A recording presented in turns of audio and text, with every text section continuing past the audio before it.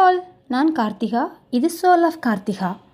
வரலட்சுமி பூஜையப்போ வீட்டில் என்ன செய்யணும் அப்படிங்கிறத தாண்டி செய்யக்கூடாது அப்படிங்கிறது தான் ரொம்ப முக்கியமானது இல்லையா?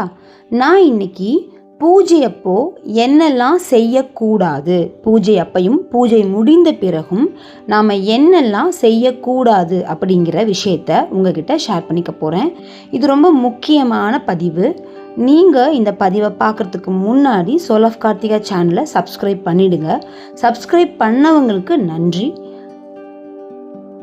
பூஜையில் தவிர்க்க வேண்டிய விஷயங்களில் முதல் விஷயம், பூஜை இடத்தை சுத்தம் செய்யாமல் பூஜை செய்வது. அதாவது வரலட்சுமி பூஜை அப்படின்னா நம்மளோட வீடு, வாசல், நிலைவாசல், அது மட்டும் இல்லாமல் பூஜை செய்கிற இடம், பூஜை அறை எல்லாமே சுத்தம் பண்ணி தான் நீங்கள் கலசம் வச்சு வீட்டில் சாமி கும்பிடணும். பொதுவாகவே கலசம் அப்படிங்கிறது ரொம்ப பெரிய விஷயம்.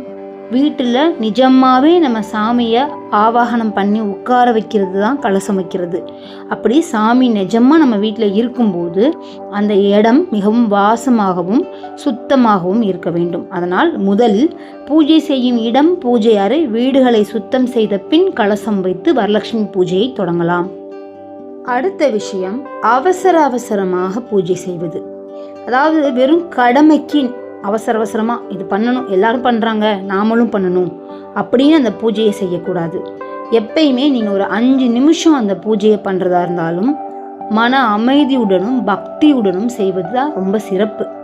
நீங்கள் எதுக்காக அந்த பூஜை பண்ணுறீங்கிறத ஒரு 5 நிமிஷம் நின்று மனசால வேண்டி அந்த பூஜையை பண்ணும்போது அந்த பூஜையோட பலன் இன்னுமே சிறக்கும். அதனால் அவசரமாக கடமைக்காக பூஜை செய்ய வேண்டாம். அடுத்த ஒரு முக்கியமான விஷயம், கலசத்தை முறையாக அமைக்காமல் வைப்பது. கலசத்துக்கு என்னென்ன சேர்க்கணும், கலசத்தை எப்படி பிரதிஷ்டை பண்ணணும்னு நான் ஒரு லாங் வீடியோவே போட்டிருக்கேன். அதை கட்டாயம் பாருங்கள். அதில் வெறும் கலசத்தை பற்றி மட்டும்தான் இருக்கும்.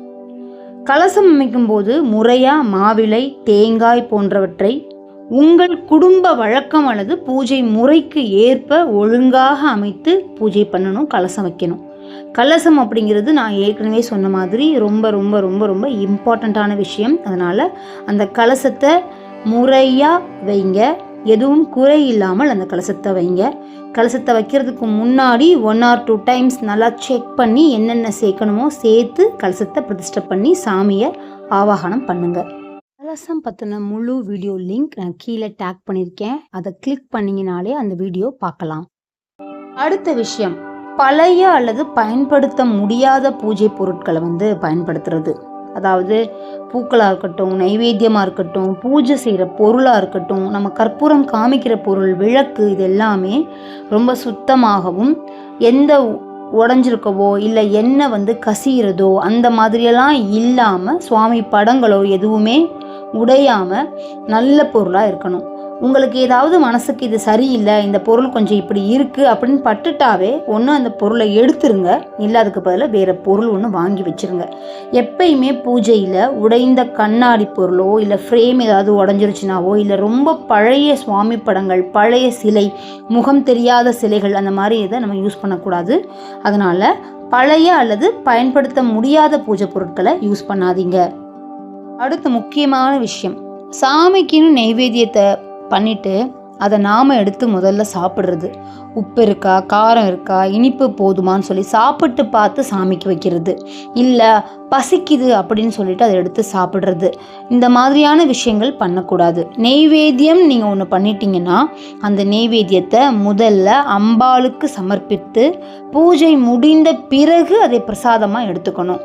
பூஜைக்கு வைக்கிறதுக்கு முன்னாடியே நீங்கள் அந்த பிரசாதத்தை எடுத்து நைவேத்தியத்தை எடுத்து சாப்பிடக்கூடாது. அடுத்ததா தாம்பூலம் கொடுக்கறது. தாம்பூலம் கொடுக்கும்போது அலட்சியமாக இருப்பது அப்படிங்கிறது ரொம்ப ரொம்ப தவறு. தாம்பூலம் அப்படிங்கிறது தான் நீங்கள் பூஜை பண்ணுறதுக்கான ஒரு புண்ணியமான ஒரு விஷயமே. அந்த தாம்பூலத்தை நீங்கள் கொடுக்கும்போது அதை மன சாந்தியோட ரொம்ப சந்தோஷமாக நீங்கள் அவங்களுக்கு கொடுக்கணும். தாம்பூலம் அப்படிங்கிறது வெறும் பொருட்களை மட்டும் கொடுப்பது கிடையாது. மரியாதையுடனும் மனமார்ந்த அன்புடனும் நீங்கள் அந்த பொருளை கொடுக்குறது தான் ரொம்ப முக்கியம். அந்த தாம்பூலத்தை வாங்குறவங்க மனசால சந்தோஷமாக வாங்கிக்கணும். அதனால் தாம்பூலம் கொடுக்கும்போது மன நிறைவோட சந்தோஷமாக கொடுங்க, அலட்சியமாக கொடுக்காதீங்க.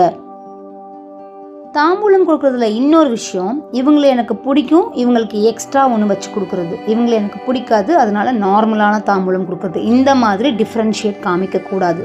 நான் ஏற்கனவே சொல்லியிருக்கேன், மகாலட்சுமி தாயார் உங்களோட வீட்டுக்கு எந்த உருவத்தில் வேணாலும் வருவாங்க. அப்போ எல்லாருக்கும் ஈக்குவலாக நீங்கள் தாம்பூலம் கொடுக்கணும். நீங்கள் ஒருத்தவங்களுக்கு அதிகமாக கொடுக்குறீங்க, கம்மியாக கொடுக்குறீங்க, கம்மியாக கொடுக்குறவங்க ரூபத்தில் மகாலட்சுமி வந்தாங்கன்னா அம்மா வருத்தத்தோடு போவாங்க இல்லையா? அதனால் ஈக்குவலாக நீங்கள் தாம்பூலம் கொடுக்க பழகிக்கோங்க, ஈக்குவலாக கொடுங்க, அதுதான் ரொம்பவே நல்லது. அடுத்து, பூஜை பண்ணுறதை விட ஆடம்பரத்துக்கு முக்கியத்துவம் கொடுப்பது. வரலட்சுமி பூஜையோட சிறப்பு அதிகமான அலங்காரத்திலோ செலவிலோ இல்லை, சுத்தமான மனம், பக்தி, நம்பிக்கை ஆகியவையே ரொம்ப ரொம்ப முக்கியம். உங்களால் முடிஞ்சால் நீங்கள் கொடுக்கலாம். நான் இந்த வருஷம் கும்பிட்டேன், ரொம்ப நல்லா இருக்கேன், அடுத்த வருஷம் எனக்கு இன்னும் நிறையா கொடுக்கணும்னு தோணுதுன்னு மனசால கொடுக்கலாமே தவிர, அவங்க இது கொடுத்தாங்க போன வருஷம், நம்ம அவங்களுக்கு மேலே நல்லா கொடுக்கணும், நாம தான் பெஸ்ட்டுன்னு காமிச்சிக்கணும் அப்படின்னு சொல்லி எதையுமே பண்ணக்கூடாது. உங்களை அம்மன் எவ்வளோ சந்தோஷமாக வச்சுருக்காங்களோ அதுக்கு ஏற்ற மாதிரி நீங்கள் உங்கள் மனதார உங்களுக்காக நீங்கள் வாங்கி கொடுக்கணும். அடுத்த முக்கியமான விஷயம், பூஜை அன்னைக்கும் விரதமாக இருக்கும்போதும் கோபப்படுறது, அடுத்தவங்க கிட்ட சண்டை போடுறது, கெட்ட விஷயங்களை பேசிகிட்டு இருக்குது, அது அப்போ நடந்துச்சு, இது இப்போ நடந்துச்சு அப்படின்னு நெகட்டிவான விஷயங்களை பேசுகிறது, இதெல்லாம் நம்ம வச்சுக்கக்கூடாது. முக்கியமாக விரதம் இருக்கிறவங்க ரொம்பவே அமைதியாக இருக்கணும். ஏன்னா வீட்டில் கலசம் இருக்கும், கலசம் இருந்தால் அம்மன் இருப்பாங்க, அம்மன் இருக்க இடத்துல சந்தோஷமும் நல்ல வார்த்தைகள் மட்டுமே இருக்கணும், கோபம் படக்கூடவே கூடாது. அதனால் கோவப்படாமல் அமைதியாக சந்தோஷமாக இருந்து பூஜை பண்ணுங்க. அடுத்த முக்கியமான விஷயம், பொதுவாகவே வரலட்சுமி பூஜையப்போ வீட்டில் நிரந்தர கலசம்னு ஒன்று வைப்போம். அது என்னென்னா, முத நாள் நீங்கள் அம்மனை அழைக்கிறீங்க இல்லையா, அது அலங்காரம் பண்ணுறதுக்குன்னு நாம் ஒன்று ரெடி பண்ணுவோம். அந்த முத நாள் அழைக்கிற நிரந்தர கலசத்தை எங்கே நீங்கள் முத நாள் பிரதிஷ்டை பண்ணுறீங்களோ புனல் பூஜை பண்ணுற வரைக்கும் அந்த கலசத்தை நீங்கள் அசைக்கக்கூடாது. அந்த இடத்துல இருந்து சும்மா அங்கே தூக்கி வச்சேன், திருப்பி தூக்கி இங்கே வச்சிடுறேன், தேங்காவை எடுத்து பார்த்தேன், மாவிளையை எடுத்து பார்த்தேன், கலசத்துக்கு நீங்கள் போட்டிருக்க துணிகளை மாற்றினேன், இந்த மாதிரி எதுவுமே நீங்கள் பண்ணக்கூடாது. ஒன்ஸ் நிரந்தர கலசத்தை பிரதிஷ்டை பண்ணிட்டீங்கன்னா புனர் பூஜை முடிகிற வரையும் அந்த கலசம் அங்கே தான் இருக்கணும். கட்டாயமாக நிரந்தர கலசத்தை நீங்கள் அதுக்கப்புறம் அசைக்கக்கூடாது. அடுத்த விஷயம், விரதம் இருக்கும்போதும் பூஜை அன்னைக்கும் சாமியை அழைச்சி நாம் வீட்டில் வச்சுட்டு பகல் நேரத்தில் தூங்கக்கூடாது.